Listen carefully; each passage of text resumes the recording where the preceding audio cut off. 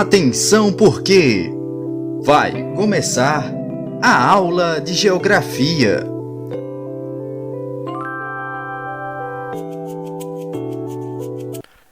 Olá, turma. Aqui é o professor Bruno Viana. Vamos juntos a mais uma aula de geografia aqui pelo canal. Agora a nossa aula será para os sextos anos, tá? Peguem seus materiais para anotações. Informem aqui nos comentários seu nome completo, sua turma e sua escola. Vamos dar início à nossa aula de hoje, aula 10 de Geografia. Lembrando que a partir de hoje, nós iniciamos a nossa terceira unidade didática bimestral, tá?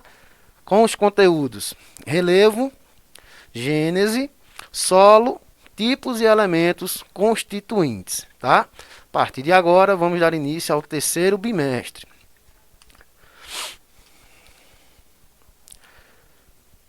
Lembrando que não temos a correção da atividade anterior, porque a aula passada vocês fizeram a avaliação da unidade, ok? Então, vamos partir desse princípio. Então, o que é relevo?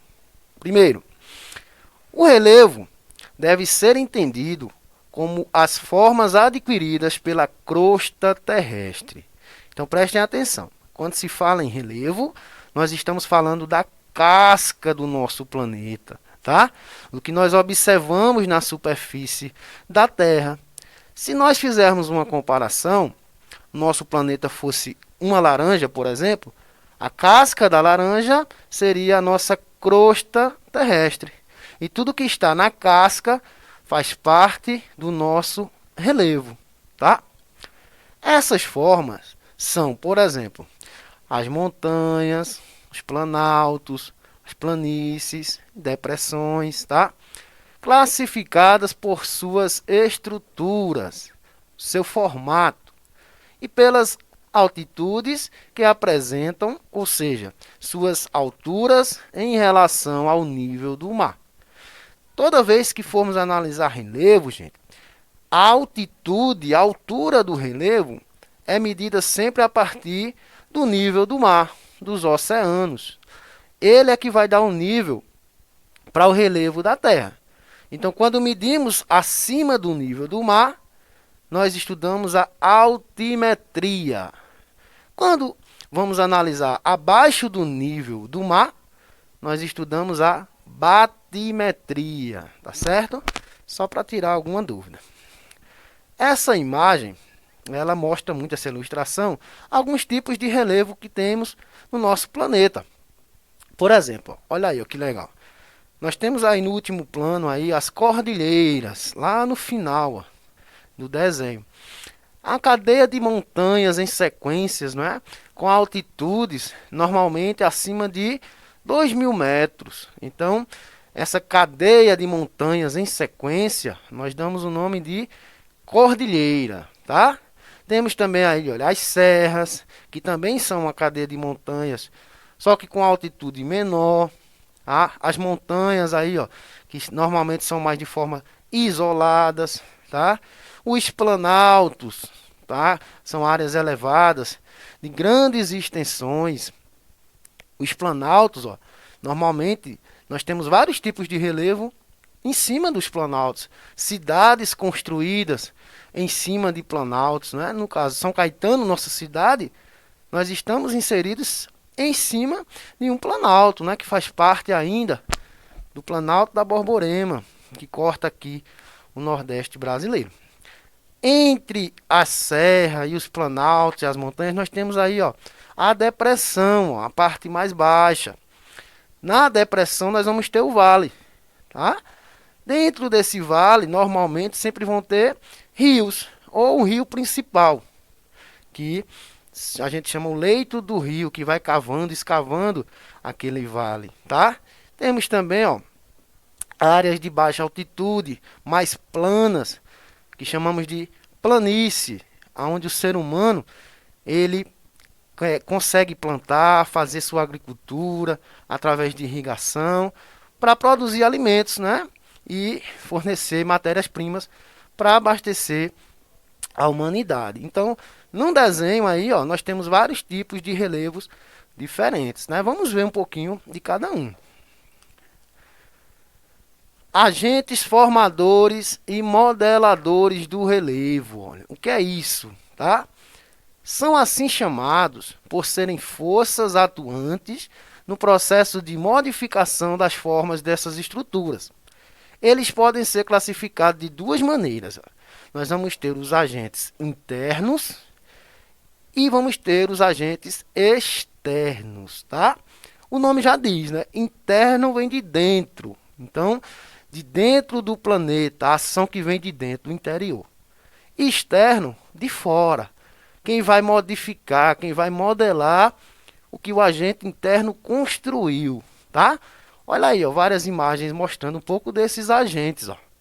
Nós vamos ter aí, ó, as placas tectônicas se juntando, se separando, que nós vamos ver o que é placas tectônicas.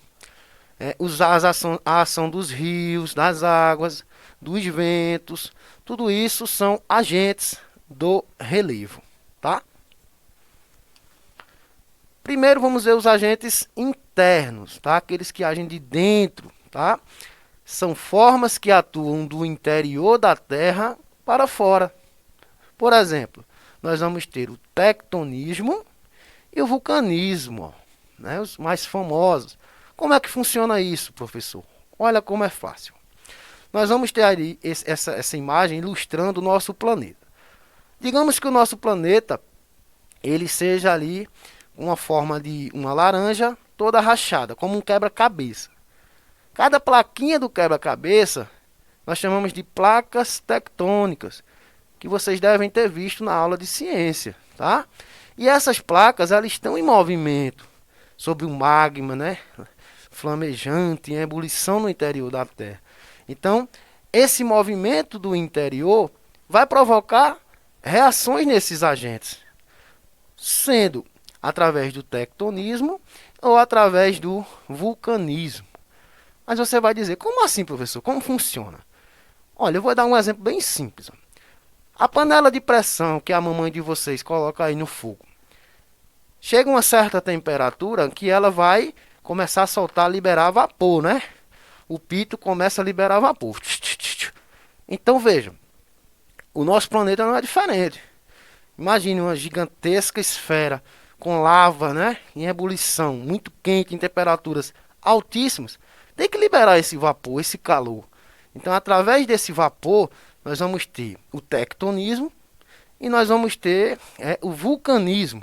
Os vulcões vão liberar esse vapor, essa lava, tá? Esse magma, que é minério em ebulição. Então, o tectonismo vai provocar os terremotos e o vulcanismo, as erupções vulcânicas, tá? O terremoto acontece na crosta terrestre e quando ele acontece no fundo dos oceanos, dá origem aos maremotos, tá? Nós vamos ver imagens sobre isso. Erupções vulcânicas, terremotos e maremotos. Olha aí, ó. 3 imagens bem chocantes como o interior da Terra funciona. Nós temos aí o vulcão mais ativo do planeta Terra, né? Fica lá no Havaí, o vulcão Kilauea, expelindo sua lava, toda a sua força, né? E aumentando a ilha, que essa lava ela vai resfriar com a ação do oceano e vai aumentando a ilha. É assim que as ilhas são formadas nos oceanos. Na imagem do meio nós temos aí o terremoto do Haiti, que aconteceu na década passada, né? Milhares de mortes, uma destruição total, um dos terremotos mais fortes já registrados. E a imagem superior ao maremoto que aconteceu no Japão em 2011, tá? Um dos maiores também da história. O mar, a hora que o mar invade a costa japonesa, também deixou milhares de desabrigados, um prejuízo bilionário, tá? Lembrando que o Japão é um país apropriado para receber esses fenômenos, tá? Eles já são mais preparados do que outros países mais pobres. Mas isso são fenômenos naturais que acontecem sem hora, sem previsão, né? Isso é imprevisível. Agora vamos para os agentes externos, né, do relevo, os agentes que vão modelar, tá? São processos que agem na parte externa da Terra, ou seja, do lado de fora. Por exemplo, a ação das águas, dos ventos e o próprio ser humano é um agente externo do relevo, tá? Ele está ali transformando, modificando a todo momento. Não para. O ser humano está destruindo para construir. Isso não para. Então, olha aí essa imagem mostrando um pouco assim, ó, a ação dos ventos, a água em forma de gelo, da chuva ou dos rios que vão escavando, tá? A ação das marés também na costa, nas praias. O ser humano que vai construir suas barragens, né, suas estradas, modificar esse curso natural para transformar e adquirir produtos, né, e mão de obra. Tudo isso é o trabalho. O homem vai transformando e se tornando um agente externo do relevo. A ação das águas, olha aí, dos rios, das chuvas e as oceânicas. Como ela vai modificar o relevo da Terra? Olha aí, ó. A ação dos rios, essas duas primeiras imagens. Nós temos aí o rio principal, que com o passar das eras, né, dos períodos geológicos, ele vai escavando, ó, levando os sedimentos, levando a terra, cavando, cavando e vai propiciando esse desenho no relevo. E tudo isso foi feito pelo rio, ó, com o passar das eras. Isso, claro, em milhares de anos. Ele vai desenhando, vai escavando e vai transformando o relevo, tá? A ação das chuvas, olha, também é um agente modelador. Uma chuva forte, ela vem, ó, uma tempestade, ela vai destruir tudo a seu redor. Então vai modificar aquele relevo. Com certeza a força da água é muito imponente na natureza, tá?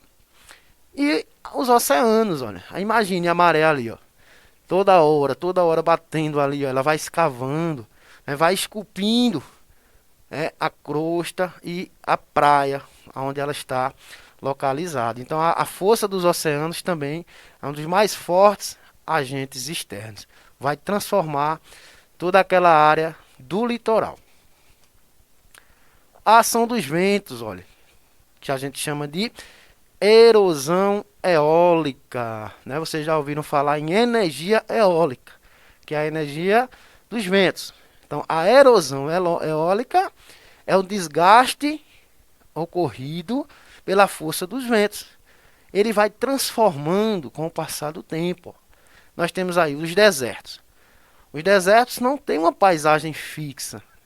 Ele está mudando a todo momento. As dunas de areia estão mudando com a ação dos ventos. O vento vai levando e vai desenhando aquelas dunas, né, de acordo com a sua força. Então ele nunca tem uma paisagem fixa, e sim mutável, está ali mudando a todo momento, tá?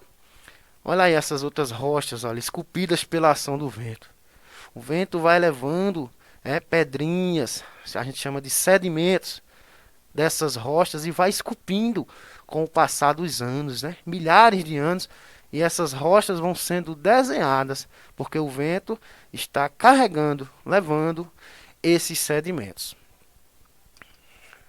Tipos de relevo e solos. Vamos ver agora. As montanhas são formadas de relevo de maior altitude, resultantes das atividades das placas tectônicas, né? Eu falei para vocês. O quebra-cabeça do nosso planeta, aquelas plaquinhas do quebra-cabeça são as nossas placas, tá? O choque das placas tectônicas faz com que o relevo suba, se erga, dando origem às montanhas. Uma cadeia de montanhas recebe o nome de cordilheiras. Então veja, as placas elas podem se chocar, convergir, ou elas podem se separar, ó, divergir, tá? Quando elas se chocam, elas vão subir, ó, soerguer o terreno, vai se formando aí as grandes montanhas, né, as grandes cordilheiras. Isso no nosso planeta acontece em várias partes do mundo, onde tem placas se chocando, vai sim formar essa cadeia de montanha. Nós temos aí a Cordilheira dos Andes, olha, que é a maior cadeia de montanha aqui do continente americano, aqui na América do Sul. É a Cordilheira dos Andes. Olha aí imagens dessa grande cadeia de montanhas, né, com altitudes aí acima de 2, 3 mil metros, né? Então, isso aí é uma força interna. Outra cordilheira é a Cordilheira do Himalaia, a maior do mundo, tá? Que fica lá no sudoeste da Ásia, num país chamado Nepal, que fica ali entre a Índia e a China. Então, as placas tectônicas lá se chocam com frequência e com o passar das eras formaram essa grande cadeia de montanhas. Não é à toa que a maior montanha do planeta Terra fica lá, que é o Monte Everest, ó. Esse que vocês veem aí na imagem. Os alpinistas tentando escalar, né? Ao fundo ali, essa grande cadeia. Essa montanha, gente, ela tem quase 9 mil metros de altura, tá? Então, é o ponto mais alto do planeta Terra. Chapadas, o que são chapadas, professor? Ó, apresentam estruturas semelhantes a mesas, conhecidas como escarpas, que são quedas acentuadas em seu relevo e cujos topos são moderadamente planos, tá? Moderadamente, né? Não quer dizer que ali é um plano, uma mesa. É só uma forma de fala. A altitude delas geralmente é superior a 600 metros. Olha aí que imagem linda aí, ó, da Chapada Diamantina, lá no estado da Bahia, né? Uma das paisagens mais bonitas do Nordeste. Cada estrutura dessa parecida com uma mesa é uma chapada, tá? E esse paredão que desce das chapadas, nós chamamos de escarpas, que vão dar início aí a uma grande depressão, tá? Que chamamos também de vale. Normalmente, no meio desse vale aí tem um rio, tá? Que vai escavando essa depressão. Então isso aí é a Chapada Diamantina na Bahia. Olha aí que imagem bonita. Prestem atenção nessa imagem para fazer a atividade, né, posterior à aula. Planícies, ó, o que são planícies? As áreas de planícies apresentam estrutura pouco acidentadas, ou seja, com relevo mais plano, áreas mais baixas, tá? De baixa altitude. Por exemplo, as planícies fluviais. Professor, o que quer dizer isso? Fluviais. Ó, fluviais com F são as águas dos rios, tá? Então, toda vez que vocês virem planícies fluviais ou águas fluviais, são as águas dos rios, tá? Então, são áreas planas nas proximidades dos rios, formadas pela decomposição de sedimento deles. Então, os rios não vão ter uma queda acentuada, eles vão ser mais planos, a água vai correr, né, de maneira mais lenta. E aquele sedimento vai sendo espalhado naquela planície, formando grandes áreas alagáveis de baixa altitude. Nós temos aí duas grandes planícies brasileiras, ó, tá? A planície fluvial do Rio Amazonas, né, no norte do Brasil. A maior rede hidrográfica do mundo fica lá, né, do Rio Amazonas. E a maior planície alagada do planeta, que é o nosso Pantanal, né, o bioma do Pantanal. Essa imagem lá no Parque Nacional do Pantanal em Mato Grosso. Então aí, ó, vários meses do ano, essa área aí, ó, você não vê montanhas aí ao fundo. São áreas planas. Vários meses do ano ela passa alagada.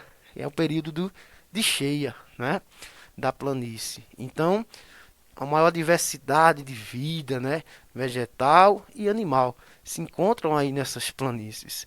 Então, são formas de relevo diferenciadas que a gente apresenta de acordo com as imagens, né? O bom da geografia é isso, analisar as paisagens de acordo com o que ela nos oferece.